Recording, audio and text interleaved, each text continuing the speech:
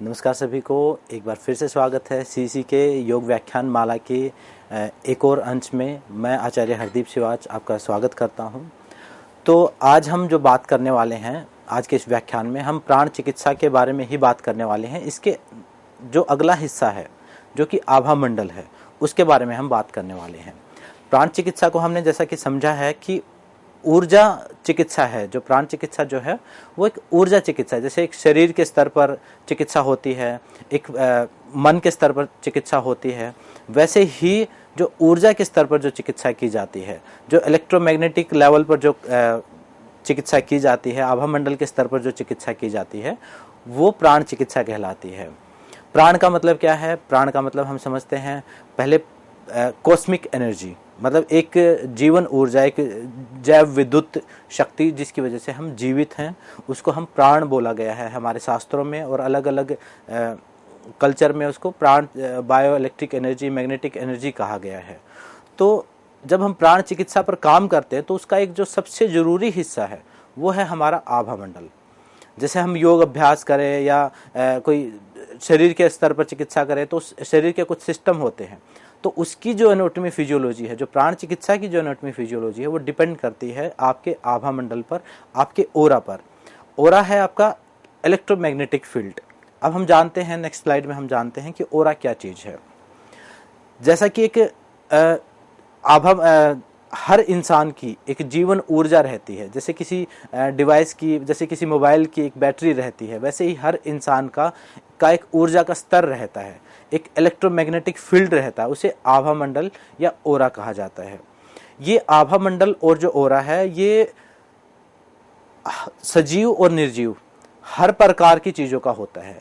मतलब अगर कोई चीज़ निर्जीव है तो भी होगा, कोई मनुष्य है तो भी होगा, कोई जानवर है तो भी होगा, हर चीज़ का ये आभा मंडल होता है।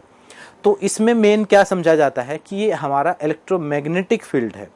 हमारे अंदर एक ऊर्जा का संचार हो रहा है। जैसे समझ लीजिए वायर में ऊर्जा का संचार हो रहा है, तो उसकी वजह से उसके आसपास एक मैग्नेटिक फील्ड क्रिएट हो रहा है।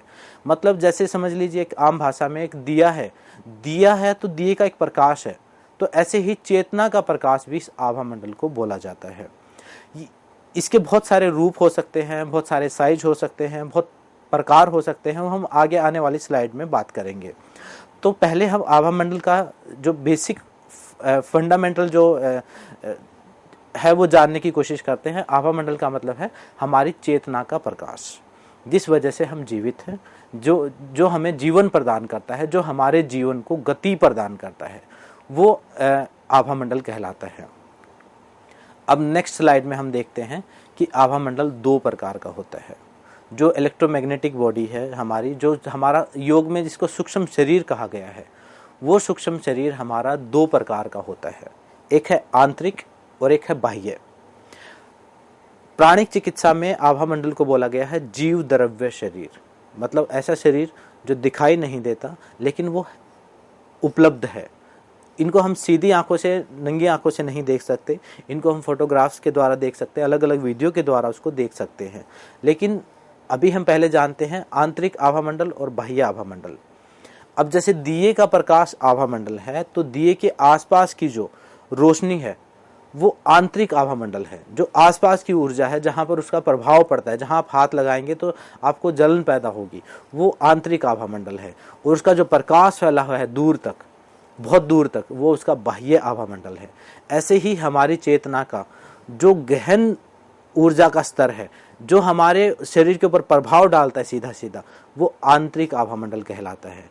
और जो उसका जो प्रभाव दूर तक फैलता है प्रकाश की तरह, वो बाह्य आभा मंडल है। अब आंतरिक आभा मंडल जो है एक मनुष्य के उसमें 4-5 इंच से लेके 1 फुट तक हो सकता है। मतलब अगर समझ लीजिए ये मेरा हाथ है, तो यहाँ से 4-5 इंच से 1 फुट तक मेरा आंतरिक आभा मंडल हो सकता है। ये डिपेंड करता है मेरी ऊर्जा के स्तर पर। और बाह्य आभा मंडल जो है वो नॉर्मल 7-8 फुट से 15-20 फुट तक, 30-40-50 फुट तक भी हो सकता है। कई बार तो महापुरुषों के उसमें कहा जाता है कि किलोमीटर में भी हो सकता है बाह्य आभा मंडल, क्योंकि वो उनकी ऊर्जा का जो स्तर है वो बहुत बड़े लेवल पर है। उनके अंदर जो प्राण ऊर्जा का जो प्रवाह है वो बहुत ज़्यादा विस्तृत रूप से फैला हुआ होता है। तो ये चीज़ें जो आंतरिक आभा मंडल है और बाह्य आभा मंडल है, इसकी जांच करके ही हम किसी चीज़ को किसी व्यक्ति के इलाज में उस चीज़ को उसको व्यक्ति को मदद करते हैं उससे बाहर आने में। तो जिस प्रकार एलोपैथी में हम शरीर के ऊपर इलाज करते हैं, साइकोलॉजी में हम, मनोचिकित्सा में हम मन की भावनाओं को, विचारों को समझ के इलाज करने की कोशिश करते हैं, वैसे ही प्राण चिकित्सा में हम अपने ऊर्जा के स्तर पर काम करते हैं, जिसको आभा मंडल या ओरा या इलेक्ट्रोमैग्नेटिक फील्ड या जीव द्रव्य शरीर कहा जाता है, या बायो इलेक्ट्रिक बॉडी भी कहा गया है, जिसको सूक्ष्म शरीर हमें कहा गया है। अब इस आंतरिक और बाह्य आभा मंडल में बहुत सारी नस नाड़ियाँ फैली हुई हैं। आंतरिक और बाह्य जो आभा मंडल है उसमें नस नाड़ियाँ फैली हुई हैं। हमारे योग में बताया गया है कि 72,000 नाड़ियाँ फैली हुई हैं। वो जो नाड़ियाँ हैं वो एनर्जी चैनल्स हैं। ऐसा समझ लीजिए एक सर्किट बोर्ड है ऊर्जा का, और उसके थ्रू जो वो ऊर्जा जहाँ शरीर में जिस वायर्स के थ्रू जो फैलती है, जो चैनल्स हैं, उनको नाड़ी कहा गया है। उन नाड़ियों में मुख्यतः 3 नाड़ियां मुख्य बताई गई हैं, ईड़ा, पिंगला और सुषुम्ना। उसके अलावा भी कुछ और मुख्य नाड़ियां हैं, और बाकी 72,000 नाड़ियां हैं जो हमारे पूरे शरीर के संचालन में, हमारे पूरे जीवन के संचालन में मदद करती हैं। तो जब आंतरिक और बाह्य आभा मंडल में कहीं रुकावट आ जाती है, मुख्यतः आंतरिक आभा मंडल में जहाँ कहीं एनर्जी ब्लॉक हो जाती है, किसी एनर्जी चैनल में जब एनर्जी ब्लॉक हो जाती है, तो उस दौरान उस संबंधित अंग में ऊर्जा का प्रवाह रुक जाता है, ब्लॉक हो जाता है, जिसकी वजह से वहाँ पर बीमारी पैदा होनी शुरू हो जाती है। अब मान लीजिए उदाहरण के तौर पर अगर हमारे डाइजेशन में जाने वाली ऊर्जा कहीं ब्लॉक हो जाती है, तो वो जो नाड़ी ब्लॉक हुई है उसकी वजह से, एनर्जी ना मिलने की वजह से हमारा डाइजेस्टिव सिस्टम खराब होना शुरू हो जाएगा। तो हम आभा मंडल की चिकित्सा की जब बात करते हैं तो हम उस आभा मंडल की ऊर्जा के प्रभाव को ठीक करने की हम कोशिश करते हैं, और ये मुख्यतः सारी जो प्रक्रिया की जाती है ये आंतरिक आभा मंडल पर ही की जाती है। बाह्य आभा मंडल मेजरमेंट के लिए प्रयोग किया जाता है। बाह्य आभा मंडल पर कोई खास प्रयोग नहीं किए जाते, क्योंकि वो प्रकाश है। जब आंतरिक आभा मंडल पूरी तरह विकसित होगा, पूरी तरह साफ होगा, तो बाह्य आभा मंडल अपने आप ऑटोमेटिक बढ़ जाता है। तो मुख्य जो चिकित्सा करते हैं हम प्राण चिकित्सा में, वो आंतरिक आभा मंडल की जाती है, और आंतरिक आभा मंडल मैंने बताया 4-6 इंच से 1 फुट तक होता है। अब इस चिकित्सा पद्धति में अलग अलग विधियों के द्वारा, अलग अलग सिंबल्स के द्वारा, कलर्स द्वारा, विजुअलाइजेशन द्वारा उस ऊर्जा के स्तर में प्रभाव उत्पन्न किया जाता है, बदलाव किया जाता है। अब ये जो आंतरिक और जो बाह्य आभा मंडल है, तो इससे हम, इसके मेजरमेंट से हम ये जान सकते हैं कि कौन व्यक्ति कितना बीमार है, कितना ऊर्जावान है, कितनी ऊर्जा सघन है, कि ऊर्जा ब्लॉक है। उसके मेजरमेंट से हम उसको जान सकते हैं। अब नेक्स्ट स्लाइड में हम देखते हैं कि जो ये आभा मंडल है, जो आंतरिक और बाह्य आभा मंडल है, ये सजीव और निर्जीव हर चीज का होता है। जैसा कि हम पिक्चर में देख पा रहे हैं, एक चाबी का भी आभा मंडल है, एक पत्ते का भी है, इंसान के हाथों का भी आभा मंडल है। तो ऐसे ही ये आभा मंडल हर वस्तु का होता है। अब इस आभा मंडल को जांचने के लिए, हम फोटोग्राफी का उपयोग करते हैं। सामने जो पिक्चर आप देख रहे हैं, ये ओरा फोटोग्राफी की पिक्चर्स हैं, जो कि जिसको बोला जाता है कर्लियन फोटोग्राफी। एक साइंटिस्ट हुए हैं कर्लियन, उन्होंने इस फोटोग्राफी का इजाद किया था। पहले ये सारे ऊर्जा स्तर की बातें जो थी, सारी परिकल्पना के रूप में ही देखी जाती थी, या समझा जाता था कि ये कोई सिद्ध महात्माओं द्वारा ही देखी जाने वाली चीज़ है। लेकिन कर्लियन फोटोग्राफी के बाद देखा गया कि हर व्यक्ति का आभा मंडल चेक किया जा सकता है, उसके फोटोग्राफ्स लिए जा सकते हैं। और अभी तो फिलहाल जो फोटोग्राफी चली हुई है वो बहुत एडवांस फोटोग्राफी चली हुई है, इसमें अलग अलग लेयर्स दिखती हैं आभा मंडल की। अब जैसे कि सामने जो पिक्चर्स हैं उनमें हम देख पा रहे हैं अलग अलग रंग के ओरा या आभा मंडल हमें हर व्यक्ति के दिखाई दे रहे हैं। डिफरेंट है ये, इसको आप हमारा सॉफ्टवेयर भी आप बोल सकते हैं, हमारा ऊर्जा मंडल है ये हमारा सुरक्षा चक्र भी है। अब अगर किसी का येलो कलर का आभा मंडल है ज़्यादा, तो उसमें क्या प्रभाव रहेगा, उसका एक अपना एक पूरी अलग पर्सनैलिटी रहेगी। अगर कोई ब्लू कलर का है, किसी का रेड कलर का है, तो उससे हम एक व्यक्ति के बारे में बहुत सारी प्रेडिक्शन कर सकते हैं। भविष्य में होने वाली बीमारियों के बारे में हम प्रेडिक्शन कर सकते हैं कि उसकी कहाँ की ऊर्जा ब्लॉक है। नॉर्मली जो डार्क कलर्स हैं आभा मंडल के, वो डार्क कलर्स माने जाते हैं ब्लॉक्ड एनर्जी, मतलब वो नीचे के चक्रों की ऊर्जा है। अब ये 7 ये जो चक्र, ये जो आपको रंग दिख रहे हैं ऊर्जा में, ऊर्जा मंडल में या आभा मंडल में, ये कहाँ से आते हैं, इनको हम थोड़ा देखते हैं। जैसे कि आप ये सामने देख रहे हैं, जो 7 चक्र हैं हमारे सूक्ष्म शरीर में, मूलाधार चक्र, स्वादिष्ठान चक्र, हृदय चक्र, विशुद्धि चक्र और आज्ञा चक्र, हर चक्र का अपना एक रंग होता है।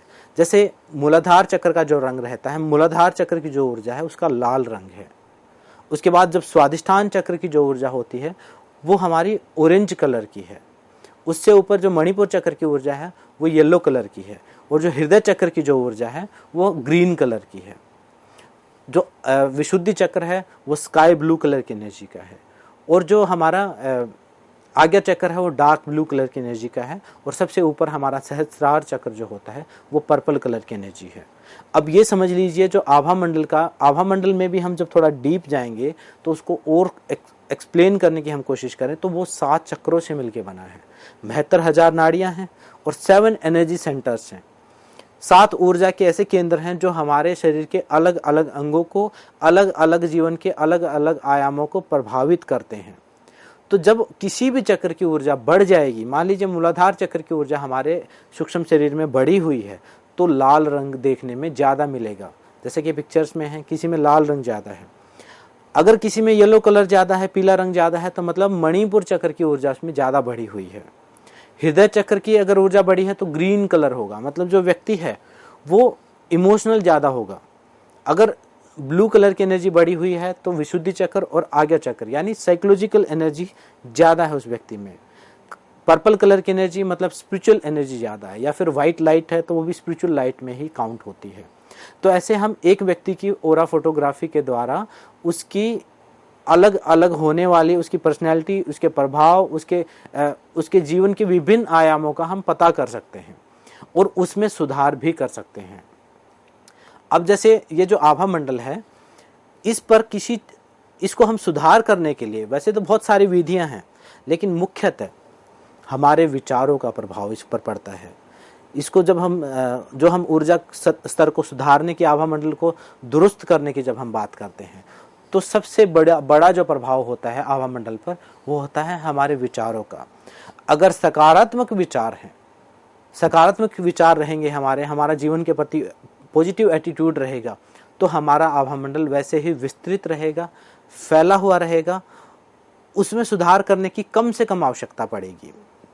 उसके अलावा भावनाएं, जैसे हमारे योग में भी बताया गया है कि सत्य, अहिंसा, अस्तेय, ब्रह्मचर्य, जो पॉजिटिव इमोशंस हैं, उनको जब हम प्रैक्टिस करते हैं, प्रेम, करुणा, तो हमारे आभा मंडल में सुधार अपने आप होना शुरू हो जाता है।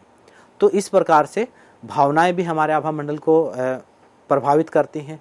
उसके अलावा जो हम इमेजिनेशंस करते हैं, यानी अपने जीवन के प्रति हम खुद के बारे में कुछ कल्पनाएं करके रखते हैं, अपने जीवन के बारे में कुछ कल्पनाएं करके रखते हैं, तो उसका भी देखा गया है कि सीधा सीधा जो प्रभाव है वो आभा मंडल पर पड़ता है।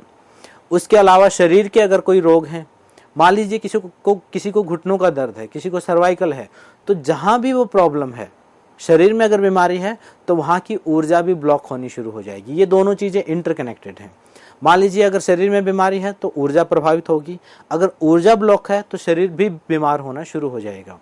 तो इस प्रकार से हम देखते हैं कि विचार, भावनाएं, कल्पनाएं या बीमारी, ये इसके अलावा और भी बहुत सारी चीज़ें, हमारे जिस जगह पे हम रहते हैं वहाँ का आभा मंडल, जिसको हम वास्तु एनर्जी बोलते हैं, जो हम भोजन करते हैं वहाँ से जो हमें प्राण ऊर्जा मिलती है, उनका आभा मंडल, वो भी हमारे आभा मंडल पर प्रभाव डालते हैं।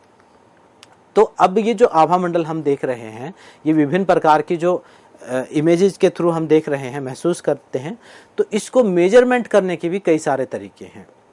आभा मंडल को मेजर करने के हम नेक्स्ट स्लाइड में तरीके देखते हैं। सबसे पहला है हाथ के द्वारा। जब हम आभा मंडल को स्कैन करते हैं तो पहले आप हाथ के द्वारा उसको महसूस कर सकते हैं।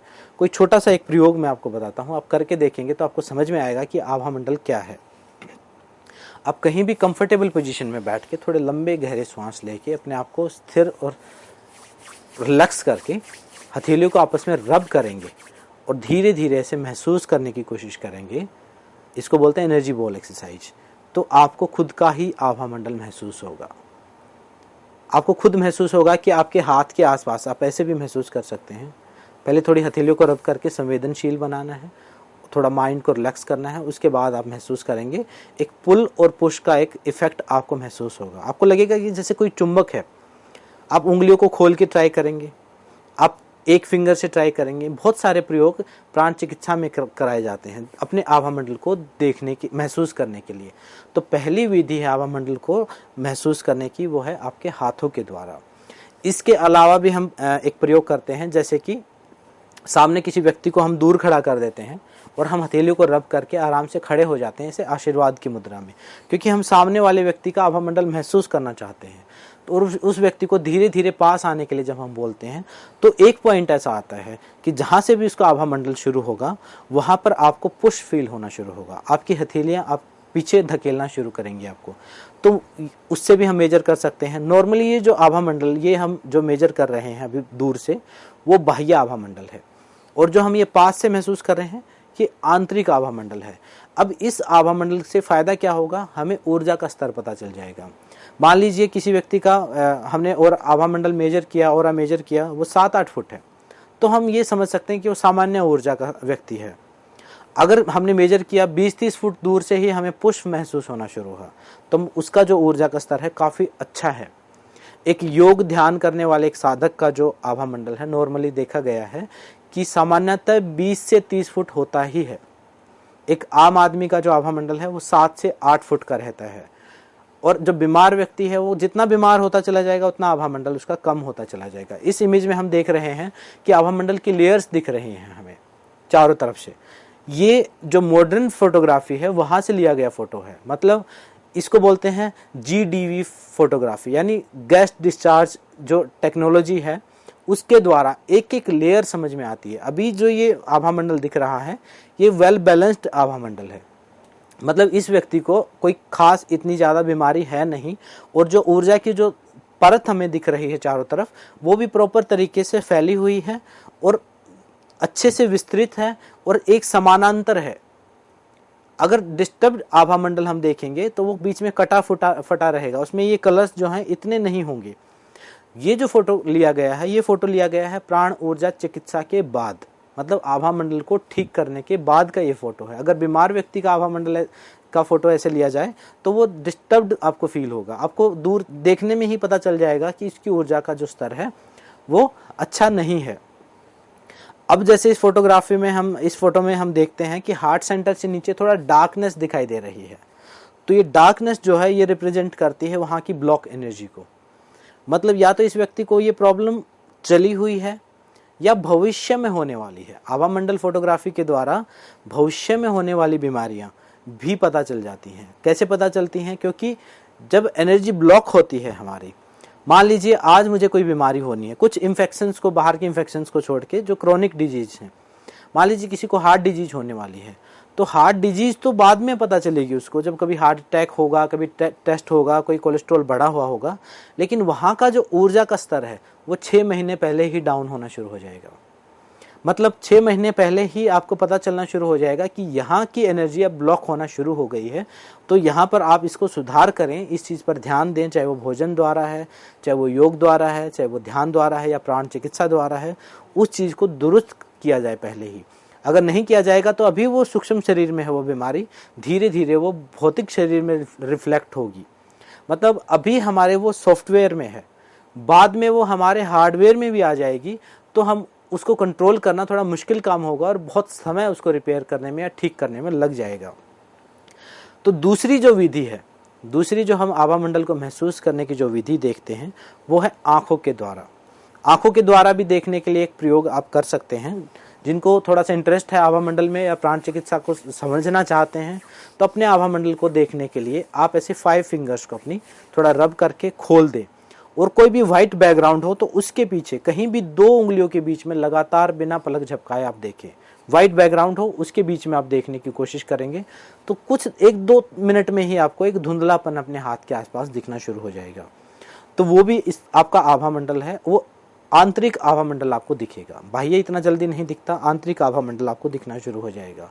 अगर आप लगातार अभ्यास करते रहे, जैसे त्राटक काल अभ्यास करते हैं लोग, साधना पद्धतियों में अलग अलग चीज़ों का अभ्यास करते हैं, एकाग्रता का अभ्यास करते हैं, माइंड को रिलैक्स रखते हुए जब आप एकाग्र होते हैं तो आपको आभा मंडल दिखना शुरू हो जाता है।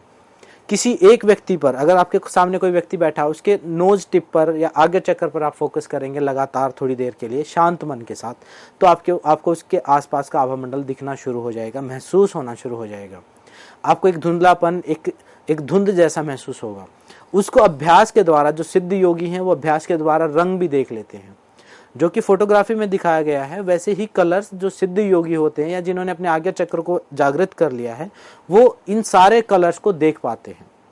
मतलब जब व्यक्ति उनके सामने आता है तो उन सारी चीजों को, जिनको सिद्धियों के अंतर्गत कहा गया है, योग और तंत्र में इनको सिद्धियां बताया गया है, कि मतलब एक हायर माइंड को एक माइंड का एक ऐसा हिस्सा एक्टिवेट किया जो उन फ्रिक्वेंसीज को भी देख पा रहा है, उसके बहुत ही जो इलेक्ट्रोमैग्नेटिक स्पेक्ट्रम है उसको भी देख पा रहा है, जिससे उस ऊर्जा का स्तर हम समझ सकते हैं।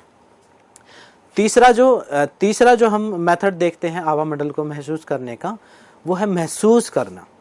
कई बार क्या होता है कि हमारी जो सेंसेस हैं, महसूस करने वाली जो सेंस है, जिसको सिक्स्थ सेंस बोलते हैं, वो बहुत ज़्यादा एक्टिव होती है। मतलब हमें दिख तो नहीं रहा है आभा मंडल, दूसरे का ऊर्जा स्तर दिख भी नहीं रहा है, हमने कोई फोटोग्राफी भी नहीं की है, उसको मेजर भी नहीं किया है किसी तरीके से, लेकिन वो हमें महसूस होता है। नॉर्मली ये हर कोई महसूस कर सकता है। छोटे बच्चे, महिलाएं, ये इस चीज़ के प्रति ज़्यादा संवेदनशील होती हैं। एक चीज़ हमें बोली जाती है कि संगत का असर, मतलब आप जैसे लोगों के बीच में रहेंगे उसका प्रभाव आपके ऊपर रहेगा। तो वो प्रभाव क्या है? वो आभा मंडल का ही प्रभाव है। ऊर्जा का एक सिद्धांत है कि ज़्यादा ऊर्जा से कम ऊर्जा की तरफ ऊर्जा बहेगी। मतलब जिसका हैवी आभा मंडल है, जिसका बड़ा आभा मंडल है, उसका प्रभाव लो आभा मंडल यानी कम आभा मंडल वाले व्यक्ति पर पड़ेगा, तो उसकी ऊर्जा वो रिसीव करेगा, उसके गुण, कर्म, संस्कार उसके अंदर उत्पन्न होने शुरू हो जाएंगे सूक्ष्म स्तर पर। तो ये जितने भी प्रैक्टिसेस की जाती हैं, जितने भी रीति रिवाज प्रयोग किए जाते हैं, हाथ मिलाना, पैर छूना, ये सब आभा मंडल से ऊर्जा ट्रांसफर करने के ही मेथड हैं।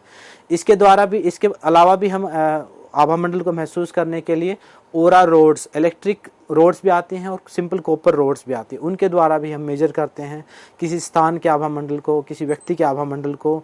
और फोटोग्राफी तो है ही, कर्लियन फोटोग्राफी और GDV जो एडवांस फोटोग्राफी है, उसके द्वारा हम पर्टिकुलर एक हर व्यक्ति का, वस्तु का, किसी जगह का, किसी रूम की वास्तु एनर्जी का हम एनर्जी फील्ड देख सकते हैं, उसके आभा मंडल को देख सकते हैं और उसमें सुधार कर सकते हैं। तो ये थी आभा मंडल से संबंधित जानकारी। तो इसमें जो भी है, मुख्यतः जब आप प्राण चिकित्सा करते हैं तो इन्हीं सारे सिद्धांतों को ध्यान में रखते हुए ऊर्जा में सुधार किए जाते हैं और व्यक्ति के जीवन को पहले से ज़्यादा अच्छा बना दिया जाता है। तो अभी के इस लेक्चर में इतना ही, मिलते हैं नेक्स्ट लेक्चर में। आपका धन्यवाद। ओम शांति शांति शांति।